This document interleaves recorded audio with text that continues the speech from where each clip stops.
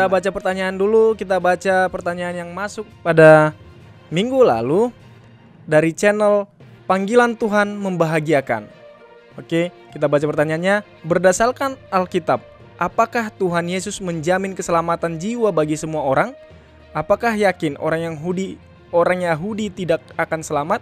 Kalau begitu, berarti penebusan Kristus sia-sia. Silakan pendeta. Baik, terima kasih.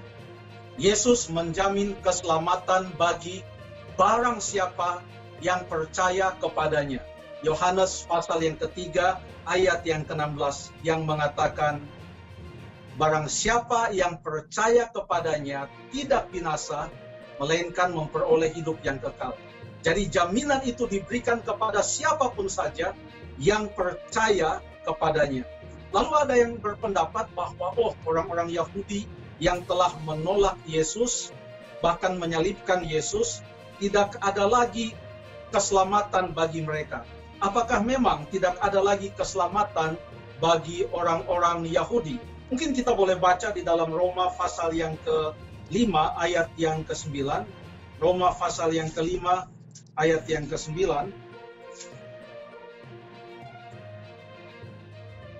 Lebih-lebih karena kita sekarang telah dibenarkan oleh darahnya, kita pasti akan diselamatkan dari murka Allah.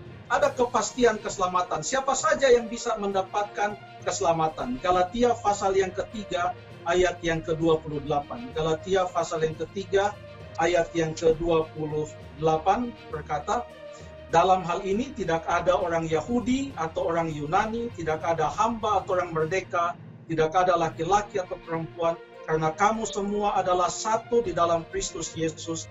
Dan jikalau kamu adalah milik Kristus, maka kamu juga adalah keturunan Abraham yang berhak menerima janji Allah. Jadi tidak ada lagi, bangsa Yahudi istimewa. Tidak ada lagi. Dulu mereka dipilih untuk menjalankan misi mengabarkan kebenaran Tuhan bagi bangsa-bangsa lain. Tetapi mereka telah menolak Yesus Kristus dengan menyalibkan Yesus, melempari hamba-hambanya dengan batu sampai mati, khususnya Stefanus. Secara satu bangsa, mereka tidak lagi dipilih menjadi bangsa pilihan Tuhan. Tetapi banyak orang-orang Yahudi yang selamat. Kalau kita lihat pelayanan Rasul Paulus, entah itu di Korintus, entah itu di Efesus, di Tesalonika, dia datang ke rumah-rumah ibadat dan banyak orang-orang Yahudi yang bertobat. Satu contohnya saja, Nikodemus.